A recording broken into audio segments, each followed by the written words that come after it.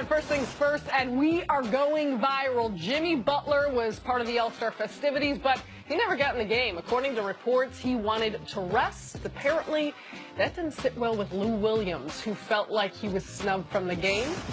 Williams tweeted Butler, "You serious, bruh?" LOL.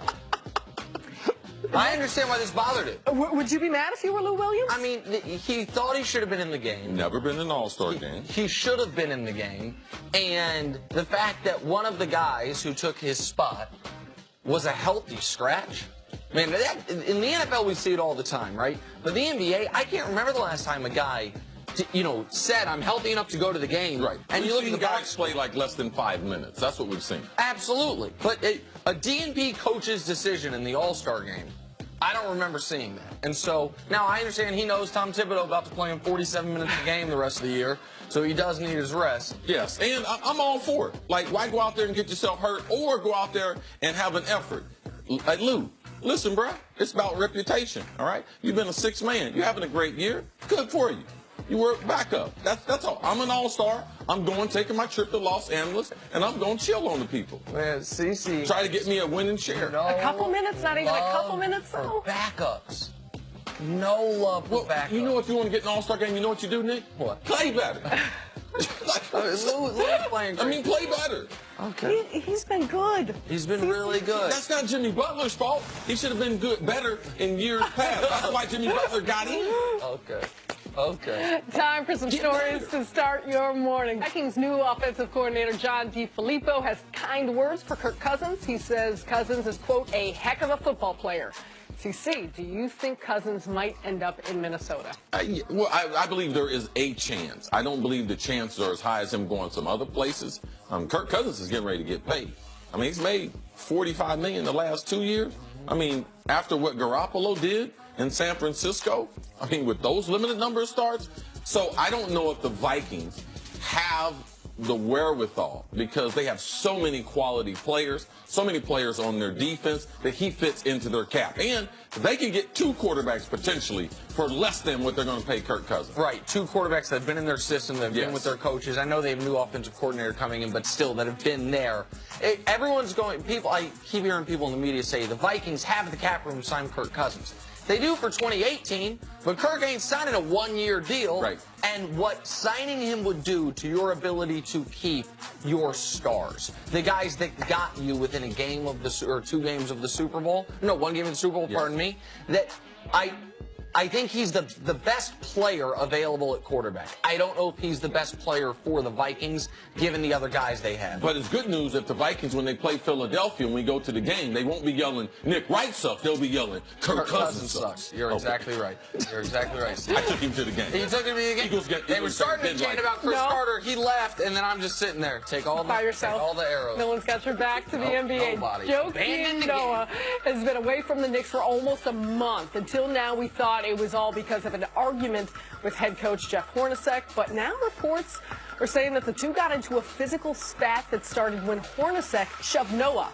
Nick, what was your reaction to this news? Man, my reaction was, I want to know Jerry Stackhouse's reaction. I think the last person Jeff Hornacek tried to shove was Jerry Stackhouse, and then he got that 7-piece. Not the 2-piece or the 3-piece. Stackhouse put a whooping on him. He went in. I understand Jeff Hornacek was a scrappy player. He and John Stockton had that, the dirtiest backcourt in NBA history duo in Utah for a while. You can't be shoving players when you're management. Like, the coach is part of the power structure. Players can shove players. That can happen. Occasionally, a player might punch a team manager, like what happened in Los Angeles with the Clippers. The coaches got to keep their hands to themselves. I had thought this was all on Joakim Noah, the reason he wasn't with the team. It no longer seems that way in New York. I want to check. Listen, bro. Okay, you should be angry, but you got to appropriate your anger to the right person. Phil Jackson, you need to go find him and put your foot off in his hips, sideways, okay? It's his fault. I can understand why you mad. Sign into that bad contract. I can understand. Don't go after a player. And no, I'm surprised he didn't whoop you up. Like, go after whoever signed them to that bad contract that you're stuck with. Noah was probably a little too, let's call it mellow, to put his hands on him. Chilled out. The Basketball Hall of Fame finalists were announced on Saturday. Headlining the class, Ray Allen, Steve Nash, Jason Kidd, Chris Webber, and Grant Hill. Nick, Do you think all 5 of these guys get in? Yes, I think they all 5 will get in, especially because you got to keep in mind when it comes to Weber and Hill, which are the 2 most questionable ones, that college matters. And what those guys did at Duke and Michigan, Weber, an iconic player, Hill, part of the most iconic teams and iconic plays in college basketball history. But now, Cece, now that you see these guys and these resumes, do you see why I tell you Dwight Howard is going to walk in on the first ballot when he's got big... Yeah, it's a lot easier. Than your league? Yeah, he's still a huge disappointment in his career. Okay, but for him getting into another Hall of Fame, yeah. I mean, he wouldn't be able to get into Football Hall of Fame. Of course not. Play football, but that's well, that's I mean, I got you. But about these guys, I sidetracked you. I apologize. You agree all 5 are going to go? yes, and all deserving. Weber last year they held him out, but all of them with the resumes. You bring up a great point. It's not just their NBA careers, as you can see with other people on the list. Lefty Driesell, great coach at Maryland, won all those games at different institutions. Yeah, it's very, very tough for the NBA players. When you get down to 4 or 5, like, yes, but I believe all these players could get in, sir. Absolutely. Finally, massive changes could be coming to the NBA playoff structure. Commissioner Adam Silver says the league is studying the idea of abandoning the East-West playoff format in favor of seeding teams 1 through 16. Silver said the biggest holdup is the travel in the early rounds. CC, would changing the playoff format be good for the NBA? I think it would be good, but I think, Nick, you brought up a great point, too, by this has been a public discussion for a couple years. It really started 4 years ago when Golden State started with their record-breaking run. And then you could start to see, wow, San Antonio, they were at a record-breaking pace also. Then we started to see some players switching to the West. It started being disproportionate as far as the good teams, like the top 5 teams in the West were as good as the top 3 teams in the East. So I just think moving forward, it's great. The commissioner, their overall relationship, the commissioner and the players have, that they're trying to, they look at their product. They're gaining traction as far as NBA basketball, as far as being in the mainstream and how long that they hold fans' interest throughout the year. I mean, like, it's the 2nd most popular sport, gaining traction on the NFL. So I like to see that they're tinkering with it to try to get it better, just the way they did with the NBA, the All-Star game, the draft, and some other things that they're looking at that makes it more appealing for the fans. And this year, it is not a huge discrepancy east to west. This year, not as bad. The 2 conferences against each other, I think it's like 173 wins for the West and 159 for the East. Like, they're right around even. If you just go by record, the West has 1 and 3. The East has 2, 4, and 5. If they were to do 1 through 16 this year, you would get 7 from the East, 9 from the West. So it's not an enormous discrepancy. Mm-hmm.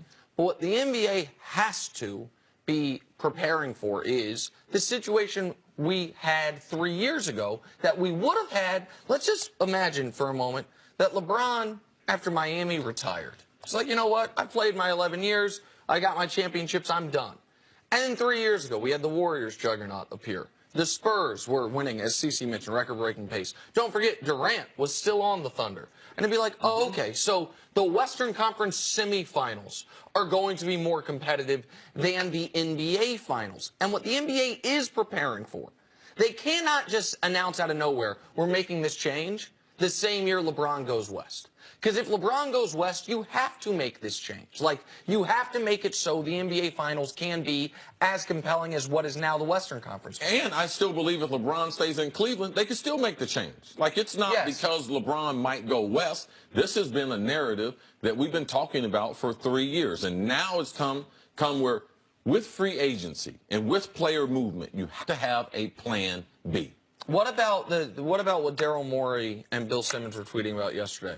Which is allowing the top seeds to pick their opponent, which is something I love. So 1 through 8, you're guaranteed home court, obviously. And then for 9 through 16, the number 1 seed looks at those 8 teams and doesn't necessarily have to play the team with the worst record. They can pick it based on injuries to the opponent. They can pick it based on how the team's playing, travel, whatever it is. And you would have that little, oh, wait, We weren't slotted to play you, and you picked us. You think you can beat us? You would have that element. I mean, I'm interested in the conversation with Daryl Morey because I really respect his basketball opinion, but the other person not interested in their basketball takes as much. Okay, what about mine? What about my? I like it. Let's take the other guy out of it. Daryl Morey and me have been discussing about doing this. I don't like it as much. I like the format with the numbers. I believe it works out better. Then you don't get into ownership. Did they select the team because of a certain reason, because something petty? Just keep it off the court with the numbers compared to getting some other stuff involved. That's not necessary. I love the idea. I think it would be challenging within an organization to actually come to a conclusion who That if you're like picking the that. team that's going to be the biggest draw at the gate versus the best team you can Who beat. is it? The owner's choice? Is it? Yeah, I the don't think office it would choice? ever Is be it the at the coaching gate. staff? I'm sure it would be how my team advances. The easiest way for them to advance. But you're against pettiness. The NBA is Well, I'm not petty against league. pettiness. I'm just, I want to get something that would work for a long time compared to working for it being maybe 2 seasons and then it be out. Okay. The pettiness would be through the roof. It'd be awesome. It'd be awesome. Back to the All-Star game. The new format seemed to be a